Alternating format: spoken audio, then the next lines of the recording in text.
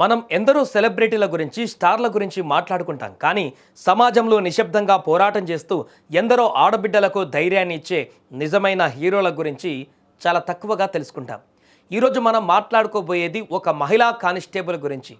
ఆమె పేరే రేవతి. ఆమె వేసుకున్న ఆ కాకి డ్రెస్ వెనుక ఎన్ని కన్నీళ్లు ఉన్నాయో, ఎన్ని నిద్రలేని రాత్రులు ఉన్నాయో తెలిస్తే మీ కళ్ళు ఖచ్చితంగా చెమర్చుతాయి. ఒక సాధారణ కానిస్టేబుల్ స్థాయి నుండి అందరూ గర్వపడే స్థాయికి ఆమె ఎలా ఎదిగారు? రేవతి గారి ఈ ఇన్స్పిరేషనల్ స్టోరీ ఏంటో ఒకసారి చూద్దాం. రేవతి ప్రయాణం ఏమీ పులబాట కాదు.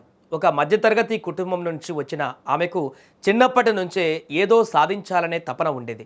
సమాజంలో మహిళలకు ఎదురయ్యే ఇబ్బందులను చూసి వారికి రక్షణగా నిలవాలని, పోలీస్ అవ్వాలని కలలు కన్నారు. కానీ ఆర్థిక ఇబ్బందులు, కుటుంబ బాధ్యతలు ఆమెను అడుగడుగునా అడ్డుకున్నాయి. ఒక పక్క ఇంటి పనులు, మరో పక్క చదువు, ఇలా ఎన్నో ఒత్తిళ్ల మధ్య ఆమె తన లక్ష్యం వైపు అడుగులు వేశారు.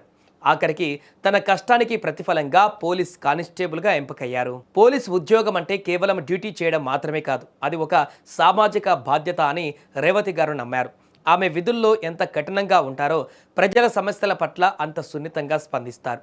ఈ వీడియోలో మీరు గమనిస్తే ఆమె తన వ్యక్తిగత బాధలను పక్కన పెట్టి సమాజం కోసం ఎలా నిలబడ్డారో అర్థమవుతుంది.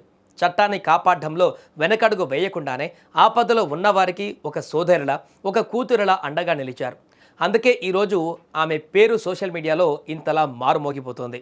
చాలామంది ఆడపిల్లలు పెళ్లి కాగానే లేదా ఏదైనా చిన్న కష్టం రాగానే తమ కలలను వదిలేస్తుంటారు.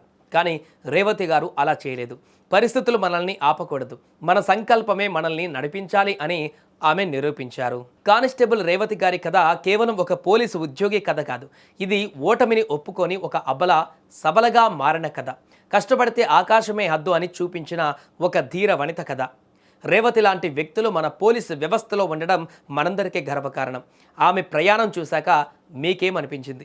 మీ చుట్టుపక్కల కూడా ఇలాంటి స్ఫూర్తిదాయకమైన వ్యక్తులు ఉన్నారా? అయితే కామెంట్ సెక్షన్లో కామెంట్ చేయండి. అండ్ ఇదిలా ఉంటే తమిళనాడులో 9 మంది పోలీసులకు ఉరిశిక్ష విధించడం దేశవ్యాప్తంగా సంచలనంగా మారింది.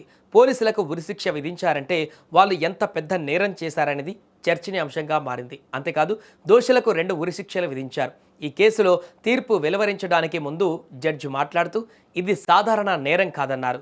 తండ్రి కొడుకులను నగ్నంగా ఎదురెదురుగా నిలబెట్టి ఇష్టం వచ్చినట్లుగా కొట్టారని, కేసు వివరాలను చదువుతుంటే మనసుకు చాలా బాధగా అనిపించిందని న్యాయమూర్తి అన్నారు.